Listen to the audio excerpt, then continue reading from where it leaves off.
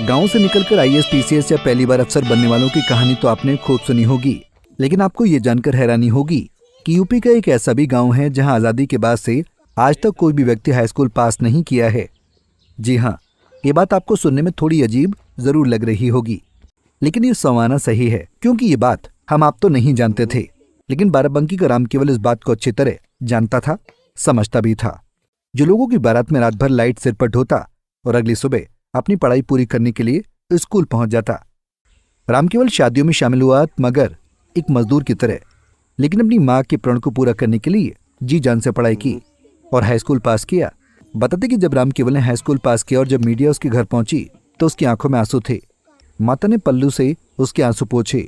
माँ और बेटे दोनों समझ नहीं पा रहे थे कि आंसू खुशी के हैं या उस अवस्था की जिसके ये शिकार हुए। चलिए अब आपको ये पूरा मामला समझाते हैं। दरअसल यूपी के बाराबंकी जिले के निजामपुर मजरे अहमदपुर गांव में आजादी के 77 साल बाद तक कोई व्यक्ति हाई स्कूल पास नहीं कर पाया था, लेकिन 2025 में राम केवल ने इस रिकॉर्ड को तोड़ते हुए हाई स्कूल की परीक्षा उत्तीर्ण की। इसके बाद डीएम शशांक त्रिपाठी ने युवक को सम्मानित करते हुए कहा, राम केवल ने न सिर्फ परीक्षा पास की है बल्कि गाँव में शिक्षा की भावनाओं को बल दिया है। सर जी, हमारा मन कहता है कि हम मजदूरी बहुत करते हैं, मजदूरी करते करते हम थक जाते हैं तो दिन को खाना नहीं खाते हैं, फिर रात को खाना नहीं खाते हैं। हम नहीं सोचते कि हमारा बच्चा यही काम करे। क्या मजदूरी करती थी आप? स्कूल जाते हैं भोजन बनाने के लिए, स्कूल से आते हैं बिरानी मजदूरी ले जाते हैं। अगर एक टाइम पे जाते हैं तो 60 रुपया मिलता है सर जी, बस। और पति और लड़का है तो लाइट में चले जाते हैं।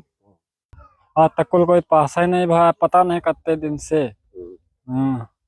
और गरीब आदमी है और न खेती को भी सुआ न कुछ है। हइयो है तो जी साहेब वहाँ मुकदमा चल रहा, गोपालपुर के पट्टीदार लोग सब वो हैं, 10-12 बीघा जमीन वो सब वो हैं।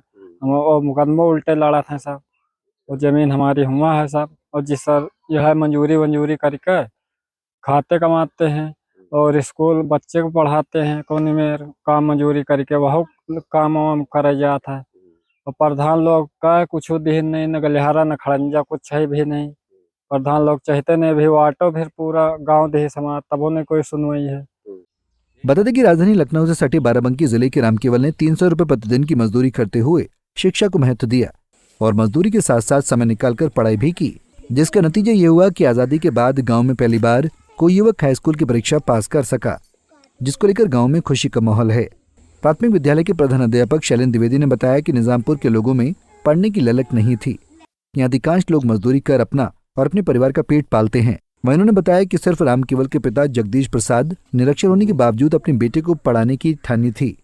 राम केवल की मां प्राथमिक विद्यालय में रसोइया हैं, जो अपने बेटे को कक्षा 8 पर पास करने के बाद जीआई से अहमदपुर में दाखिला कराया और उसकी पढ़ाई में पूरा सहयोग किया।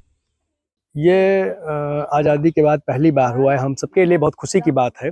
और राम केवल जो है अन्य लड़कों की अपेक्षा थोड़ा भिन्न रहा है।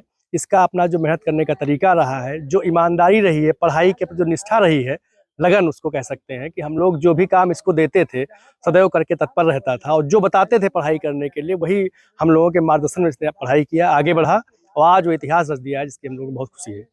वहीं जब छात्र राम केवल से बात की गई तो उसने रोते हुए बताया कि वो जब स्कूल जाता था तो बच्चे ये कहकर चढ़ाते थे कि तुम्हारे गांव में कोई आज तक हाई स्कूल पास नहीं है, तुम भी पास नहीं हो पाओगे।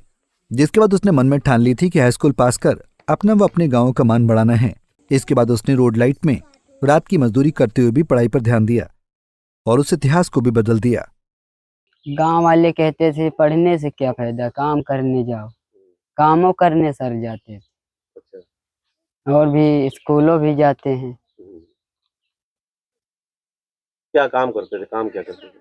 काम रोड लाइट वाला काम करते थे। रोड लाइट वाला जी। तो रात में उसका कितना रुपया मिलता था? 300। 300 पूरा बताते जो एक बार में 300 मिलता है। रात में 3 बजे आते हैं तो सुबह आधा 1 घंटा सोते हैं, फिर स्कूल चल जाते हैं। निजामपुर जैसे सैकड़ों गांव आज भी भारत के नक्शे में छिपे हैं, जहां शिक्षा अभी भी एक सपना है।